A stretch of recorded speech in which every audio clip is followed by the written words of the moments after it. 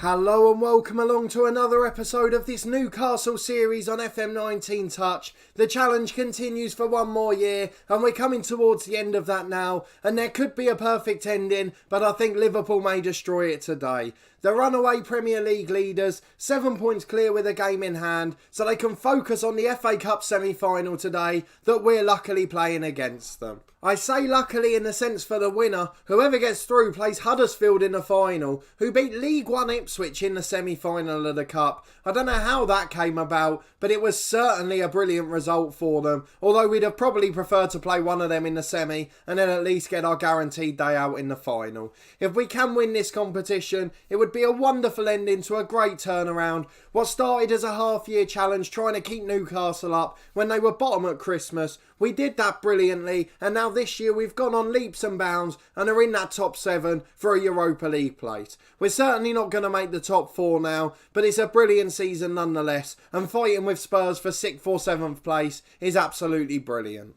So Liverpool have a few players unavailable today. We can only hope they put out a similar team to they did against Wolves in real life, although unfortunately to get to the semi-final, I'm guessing they haven't. They obviously haven't got the beauty of a 7-point lead with a game in hand in the league, and City seem to have dropped off a bit on this save compared to what they are in real life. So I can understand them focusing on it here, but we're still not very happy about it. If we review the last couple of months since the last episode, obviously the last time we were here we had a semi-final, that time in the Carabao Cup against Arsenal. It didn't end well, but that was over 2 legs. On a one-off day, anything can happen. Timo Werner's almost got to 20 goals. He's been the biggest difference this year. We took over last season and played brilliant stuff, but some games we just didn't have that goal scorer. He's scoring at a rate of 1 in 2, and we couldn't be much happier with the way he's performing. A brilliant player, and will take Newcastle forward in the future. Matt Ritchie's been a brilliant player on the right wing, cutting in with 13 assists. He does take most of the set pieces though, so that's probably why he's contributed a few more. Since the last episode, we've also had the end of the January transfer window, and the pretty long and short of it is, there was no events at all. No one went out, no one came in, so there's not much to say there. If we look at the schedule though, you can see we've been on a decent run. After that Arsenal game, we did have a little wobble. We won the FA Cup game with Leicester obviously, but then we went 3 without a win, only getting 1 point. But we played Liverpool, Arsenal and City in those games, and you'd probably expect just as much. The one thing that has really impressed me this year is it's so rare we've lost against a side outside that top 7. They've been the better of us largely, but we've been so consistent aside from that, largely winning at home and then nicking draws or victories on the road. A really good side, and I've really enjoyed managing them to be honest, so fair play to the club. I've had a great time. As we mentioned before, we're definitely not going to continue in Newcastle after this year. I'm going to have a look at the end of the next episode, which will be the end of the challenge with Newcastle, and just see if there's any wonderful job prospects there. If there aren't, we'll end the series. However, if there's something that's too good to turn down, we might do one more year, just something completely off field, whether it be a trip to Spain, Germany, Italy, a big international side, anything where we can do just one more event or one more season that was something that will really entice me into doing it. If not, we'll just knock it on the head at that point. So let's get into this FA Cup semi-final. We've delayed it enough. If we get through to the final, we should be favourites, but we've got to get there first, which is the biggest if. Hopefully we won't lose 2 semi-finals in the same season, but at least Newcastle are competing for trophies, something that can't have been said for a while. If we have a look at the lineup for today, it's almost full strength. Matt Ritchie's only 90% fit and Butland just 92. So Nick Pope's in goal and Moussa Sissoko on the right wing. Other than that, we've got our first 11 out, which since the last episode includes Ryan Sessegnon on the left wing instead of Kennedy. He's overtaken him. He's a permanent player at the club. 19 years of age now. He's really developing well, and he's going to be an absolute superstar for them in the future. Unfortunately, we won't get to see that, but we're proud to have brought them to the club. We've got Nick Pope in goal, DeAndre Yedlin and Paul Dummett are the fullbacks, Rob Holding and Jamal Lascelles in the middle. We've got Drinkwater and Shelvey in central midfield, Sissoko on the right, Sessegnon on the attacking left-hand side, and then Ross Barkley in behind the wonderful Timo Werner, who will hope to be a hero again today. Can we do it at Wembley? Can we get to the FA Cup final? Let's go and find out. That looks an ominously strong team for Liverpool, unfortunately. They've got all of their first team regulars you'd expect. Probably only the two fullbacks that they've signed since the game started. Other than that, it's their first 11 in real life near enough. The central midfielders all rotate, but they've got the wonderful front three out, and I think we might struggle today. Let's get into the first half. We're going to try and be positive. I did look back at the results against the top six sides. When we tried to play a bit more cautious and sit behind the ball, we just got undone because we're not good enough. So going forward, we get those few chances 25-30 yards out where the likes of Barkley can have a strike at goal. So hopefully that'll work out. I say that as we're behind in 30 seconds. What a disastrous start. Salah crosses, Mane scores, and you can just scratch everything I said. We're struggling and 1-0 down. It's a throw on the left. They could be 2-0 up in 2.5 minutes here. Henderson to Firmino, plays a 1-2. Out to Calabria on the right, inside to Wijnaldum. Oh, it's 2 minutes gone and the cup tie's over. We're 2-0 down and we could not have had a more disastrous start. What a tragic way to end this season.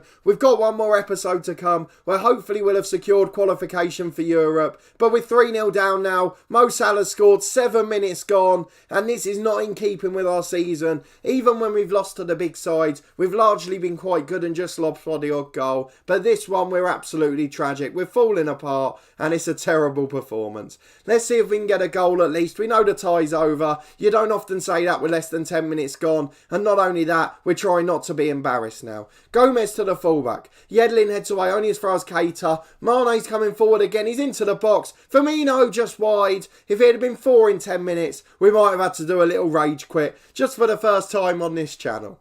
We've finally had a big quiet spell. It looks like Liverpool have taken pity and just kept possession. It's Virgil van Dijk to Keita though. Cleared away to Barkley. It's gone to Gaya, the central defender. In fact, he's the left back for Liverpool today, I think. Salah's got the ball out wide. The overlapping fullback's in again. There's 3 in the middle, but it's a good block this time. But it's too little too late to start closing down. The lads haven't followed the instructions. They've bottled it on Wembley. And now Nick Pope's just scored an own goal. It's one of those ones. The shot off the post, back onto the back of the keeper's head, and then into the net. It's just all going wrong. We have absolutely collapsed on a big occasion. Gaya with a throw in for Liverpool. Barkley nicks it. Can we at least get a goal? Timo Werner's in one-on-one. Deflects off the keeper and bobbles away. Shelvey recovers possession and now Sissoko. Back to Shelvey. The right back's overlapping, but the half-time whistle goes. We're 4-0 down and the tie was over after 7 minutes. A terrible day so far and I'm not looking forward to the second half. Second half starts, Barkley's got the ball to Shelvey, dummy at the left back, and we at least have some possession so we know we're not going to let in another 4. Sessegnon taking on his man down the left, the cross is blocked, it falls for Drinkwater. I don't know why we're so excited about these attacks, it's not going to do much. Werner gets on the end of the Sissoko cross, but it's straight into the arms of Becker, but it was one of our few shots on target so far.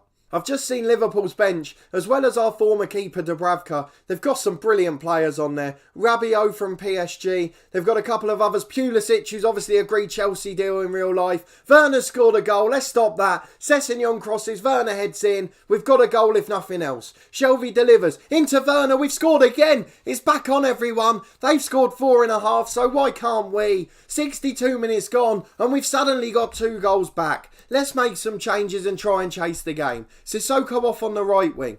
We're going to get Matt Ritchie on. He's the first choice. Inverted winger and hopefully he can do the business.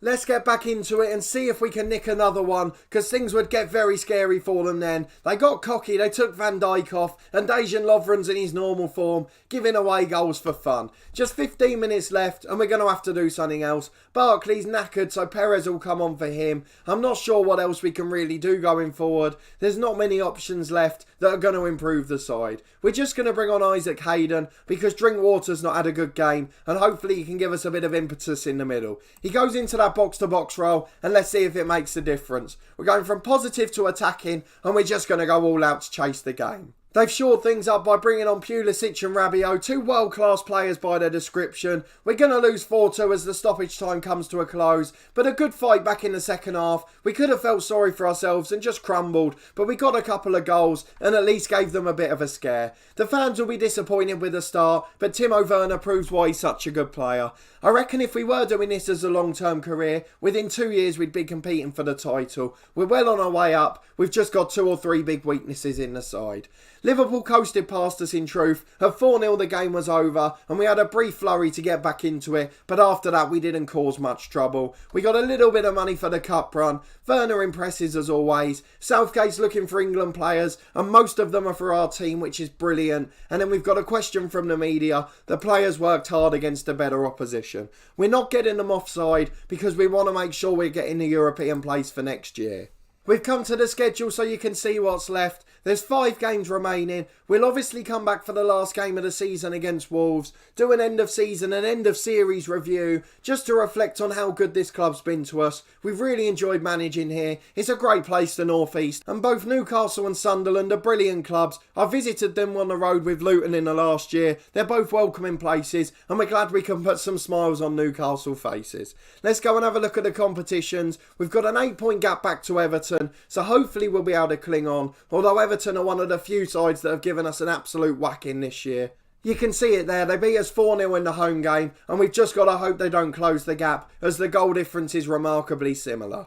But that will be all for this episode. If you did enjoy it, please put a thumbs up on the video. Let me know what you've thought of this challenge. I know we've gone on for one more year as a few requested, so what did you think of it? Are you surprised by the progress we've made, or were you expecting us to develop as soon as we got a top striker? Subscribe to the channel for daily FM19 content from 2 long-term stories, our One Club series Part of the Furniture with Torquay United, and our Journeyman Save the Head Coach, where we work under a director of football with no say in transfers or contracts. The last episode of that was absolutely brilliant. We had a great job offer and it was really dramatic. It was one of my favourite episodes of the series so far, so if you haven't seen it yet, it's a perfect time to go back and check it out. But a massive thanks for watching as always and continuing to follow this mini-series. Our FIFA 19 career video should be out in the next hour or 2, providing my voice has held up for another recording. But a big thanks for watching again, and we'll see you next time for the final part of this challenge.